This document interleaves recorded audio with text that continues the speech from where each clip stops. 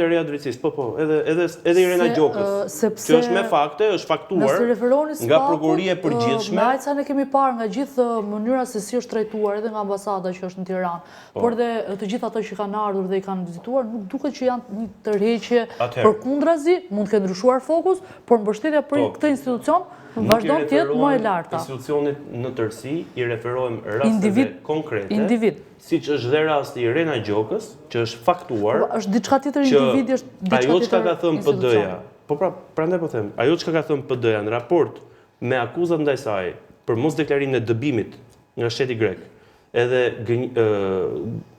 mashtrimin në formularin e vetdeklarimit, është tashmë një fakt i pamohshëm dhe janë dy institucione, Këshilli i Lartë Gjyqësor dhe Inspektorati i Lartë i Drejtësisë, që nuk marrin asnjë masë, kanë detyrim ligjor të marrin masë ta pezullojnë menjëherë nga detyra. Këto janë raste konkrete që flitet. Pra që ta dini që janë çështje konkrete, patjetër është folur çështja e zotit Berisha, ja po e them këtu, pa diskutim, me një shqetësim të madh. Pa diskutim është diskutuar edhe çështja e zotit Fatmir Mediu, edhe është prekur një takim tjetër, është pyetur edhe për çështjen e zotit Meta, për mënyrën e shoqërimit edhe trajtimit të tij, sepse mos harroni, në vit zgjedhor, 3 drejtuesit kryesor të partive më të mëdha, me stadioni i takon policisë, 3 drejtuesit kryesor të partive opozitare u goditën me procese juridike. Në formë të përmbledhur, çfarë kanë thënë? Që ta përmbledhin. Mjafton shihni edhe deklaratën e djeshme të zyrtarit fundit përfaqësuesit të byros, që është themeluar tani, ndërkombëtare, të zbatimit të ligjit dhe kundër narkotikëve, INL-ja e famshme që është themeluar tashmë, që sërish në mesazhin e saj përfaqësuesja e ambasadës së Shteteve të Bashkuara të Amerikës ditën e djeshme kishte fokus luftën ndaj karteleve të drogës, ndaj krimit organizuar dhe korrupsionit. Do me thënë, ju mjafton shihni retorikën në këtë një vit apo 6 muajt e fundit, edhe të qëndrimeve zyrtare të ambasadës amerikane këtu, ku e shihni që ata dhe kur shkojnë takojnë ministrin e shëndetësisë, i thonë që duhet të rrisni intensitetin ndaj luftës kundër karteleve. Edhe kur takojnë ministrin e arsimit, i thonë që duhet të zhvilloni luftë frontale ndaj korrupsionit dhe drogës. Pra, këto janë prioritetet për cilat edhe ne jemi pyetur dhe kemi diskutuar në Shtetet e Bashkuara të Amerikës. Po mendime keni marrë? Oj, keni thënë juve që kapo banda është Edi Rama atyre, apo ç'a i thoni? Njeriu që e mban, po unë po them pyesin për Edi Ramën. Po ç'a thonë ata? Pyesin, marrin informacion tash se ç'a vendimmarrje, unë jam megaloman ty edhe në vendimarrjet e SBA-s. Por të them diçka, media e parë ja të them diçka. Patjetër, këto që flasim edhe ne këtu. Patjetër duan të dinë qëndrimet tona në raport edhe me drejtësinë, edhe me rritjen e investimeve tuaja. Patjetër se keni të bëni me një administratë dhe një president që America First është slogani i tij, dhe pa diskutim është i fokusuar shumë ke ekonomia, dhe pa diskutim kanë interes në raport me zhvillimin edhe thithjen e investimeve amerikane në Shqipëri, por i shqetëson fakti që nëse vjen Shqipëri, një kompani e madhe amerikane, zakonisht kur bëhen investimet mëdha, bëhen me local partners, bëhen me partner lokal në vend.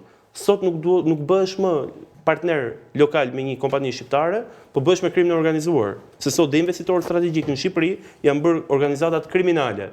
Sot kompanitë më të mëdha në fushën e energjisë dhe të infrastrukturës dhe turizmit të vendin ton janë bandat dhe krimi organizuar. Dhe nuk mundet të vijë një investitor i huaj serioz dhe të ulet me kriminalët e Edi Ramës për të bërë marrëveshje për projekte zhvillimore dhe turizmi, apo energjie dhe infrastrukture. Pra këto janë çështje konkrete. Këto janë çështje konkrete. Të them dhe një detaj, është shumë e rëndësishme. Për çështjen e narkoshtetit, jemi antemuar pa fund për çështjen që ju po flisni për narkoshtet, ky është një realitet që nuk e njeh Europa, nuk e njeh Amerika etj.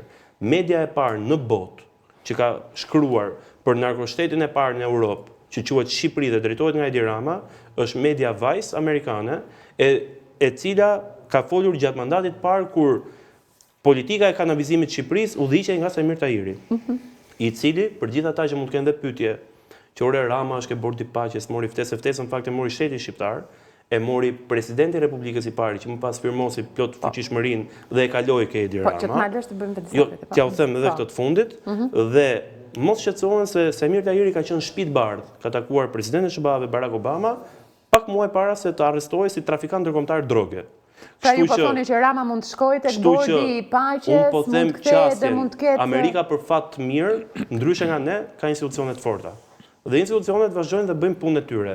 Por për të thënë këtë, mediat që kanë folur për narkoshtetin janë Vajsi, është Washington Posti, Washington Examiner dhe pastaj gjithë mediat e mëdha europiane që flasin për kreun e narkoshtetit shqiptar. Qartë. Belin, ta bëj një pyetje sepse thatë që u diskutua, dham informacione. U diskutua, madje jemi krahasuar me Meksikën, që ta dish. Çfarë kërkuat ju? Jemi krahasuar me Meksikën. Si opozit, çfarë kërkuat ju? Nisita të lutem, këto janë pastaj tema që janë tema të një diskutimi konfidencial, që sigurisht janë tema të atyre krahasuat me Meksikën. Për sa i përket lidhjeve të qeverisë me drogën. Me bandat, me krimin e organizuar, me kartelet e drogës. Sinqerisht, po e them edhe një herë, krahasimi është bërë që Shqipëria ngjason me Meksikën. Tekstualisht, më vjen keq t'ja u them, po kështu ishte perceptimi i disa zyrtarëve, disa kongresmenëve amerikanë në raport me kryeministrin e vendit. Qartë. Denada po.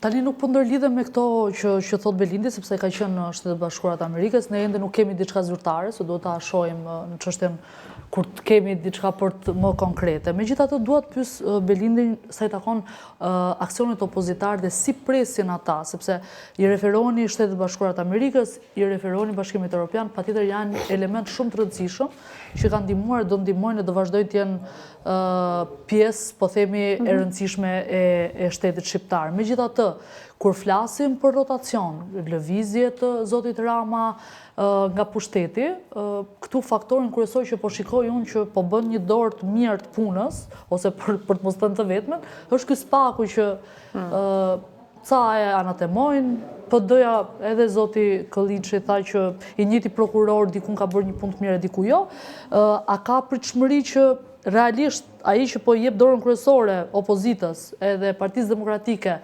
dhe po e bën opozitën reale në këtë vend është spaku? Absolutisht jo. Po nga e prisni rënjën? Se me protesta thoni jo, shoqëria nuk po reagon. Amerikanët nuk po zbresin që të unë as u referova, nuk e nisa unë, po u pyeta për vizitën SHBA dhe për ndërkombëtarët dhe gjatë gjithë qëndrimeve të mia nuk jam referuar as pakut si një levë ndihmëse për të rrëzuar e kuptoj që ju, po ka dy zëvendës kryeministra që spaku i ka çuar përpara. Jam referuar për të thënë edhe një herë. Gjatë gjithë kohës aksionit tonë si PD, si opozit, protestës, qytetarëve që duhet vinë, kjo është çështje që e zgjidhin shqiptarët. E zgjidh populli shqiptar. Cili mendoni që është elementi që do e rrëzojë zotin Rama? Qëndresa në shesh, protesta permanente, ngritja e zërit çdo ditë në çdo institucion për atë që ndodh sot në Shqipëri. Për fat mirë. Po nga 2017 këto ka ndodhur, po themi çdo muaj. Dakor, kemi edhe një zhvillim që është shumë pozitiv në gjykimin tim. Nëse ka patur një lloj censure deri para pak kohësh, 6 apo 7 muajsh, edhe ndërkombëtare, mediatike në raport me protestat e opozitës, me aksionet e opozitës, sot për hir të vërtetës, duke nisur nga protesta që u zhvilluan në parlament, që unë kam qenë në këtë studio, ku jam përjashtuar, ende jam i përjashtuar deri në 3 mars. Për ndezin një Flakadani. Në kuadër dënimeve të intensive që kanë bërë. Dhe në procedurbalin zyrtar, unë së bashku me 5 kolegë tjerë, akuzohemi se kemi rrezikuar jetën e deputetëve edhe funksionarët e Gardës Republikës, por nga data 19. Kur mbaron? Në 3 mars, më bie pezullimi. Dhe nga data 19 dhjetor, e deri më sot, për fat mirë, çdo protestë që është organizuar, këto të treja, po dhe aksioni në parlament, ka qenë kryelajm botëror i çdo medie botërore dhe ndërkombëtare. Kjo vjen sepse ka një ndërgjegjësim edhe të faktorit ndërkombëtar, edhe europian, por dhe amerikan, për faktin që Shqipërinë sot e drejton një grup kriminal, një bandë kriminale që shkon çdo ditë në zyrë për të vjet. Kjo nuk është arrit vetë Denata, po ka një punë të jashtëzakonshme kolosale, vite me radhë, të faktuar me dokumenta, me denoncime, me aksione politike, me protesta, që ato protestat e japin këtë efektin. Nga ana tjetër, unë me vërtet mund të jem skeptik apo mund të jem kritik për spakun, por të ftoj të gjesh një zyrtar në Partinë Demokratike apo më gjerë, kudo, një aktor të shoqërisë civile, apo një funksionar publik që ka çuar më shumë dokumenta se unë SPAK. Po prap, edhe ka një normalitet që edhe i çoni dhe nuk besoni. Po s'kam institucione, unë jam një njeri që besoj në institucione, unë jam një njeri zyrtar i këtij shteti, jam deputet i Kuvendit të Republikës. SPAK-u po i çon tani. Unë jam deputet i Kuvendit të Republikës dhe si zyrtar kam detyrë që institucionet e vendit tim ti respektoj.